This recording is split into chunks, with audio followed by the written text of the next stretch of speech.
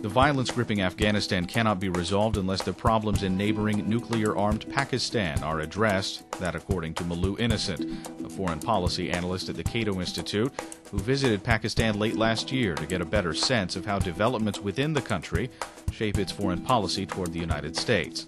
America's embrace and subsequent abandonment of Pakistan and Afghanistan in the 1980s left an environment ripe for the rise of the Taliban, which provided aid and comfort to the Al-Qaeda organization responsible for the terror attacks on the United States in 2001.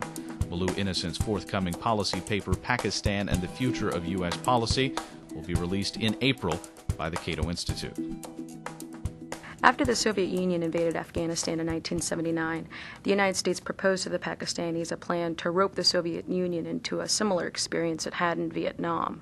This was a protracted guerrilla war that they wanted to initiate, and to do so, the United States and Saudi Arabia would provide billions of dollars to Pakistan's Inter-Services Intelligence Agency, ISI, and they would direct the bulk of the resources and military hardware to the Afghan resistance, known as the Mujahideen. In 1989, after the Soviets withdrew, the United States imposed sanctions on Pakistan for its covert nuclear program, which was conveniently discovered after the Soviet Union had already withdrawn. This, of course, left the Pakistanis feeling as if they'd been used and abused and left ignored by the United States after being the front line in its war against the Soviet Union, which at the time was one of the other poles in the great power system. So this, again, was not only a successful military campaign against the Soviet Union, but we should also look at it as one of the big breaks within the U.S.-Pakistan relationship and something that still tarnishes the image of the United States within the region today. The United States decided to take most of its CIA intelligence gathering priorities out of the region as well. We didn't have a CIA station based in Afghanistan, and the closest one was actually in Islamabad. And even there, they didn't have Afghanistan on a list of intelligence gathering priorities. It's important that we look at the invasion of Afghanistan and our funding of the Mujahideen through the context of 1979 and not 2009. At the time, the Soviet Union had an imposing influence on both the region and on U.S. policy, and so in hindsight, while it's difficult to say whether our funding of the Mujahideen was correct or incorrect, what I can say is that, tactically speaking, we could have done things a lot differently. One thing that we could have done differently is not relying so heavily on Pakistani intermediaries for the funding of various proxies.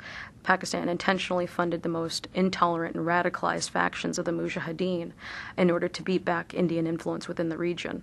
On the popular level, most Pakistanis are not radical. They're not radical at all. They're simply more conservative than, say, Western countries. With that said, many of them vote for populist and socialist political parties. So the Islamic radicals that we would see on television, they do not make up a significant political constituency within Pakistan. And it's important for us to recognize that.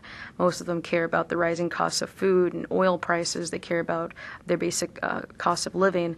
And those are the things that we should also keep in mind when we consider policies toward Pakistan. These people are not radical, but our policies in the region can, of course, tip the balance. Former Pakistani President Pervez Musharraf said recently that the United States has been treating Pakistan unfairly.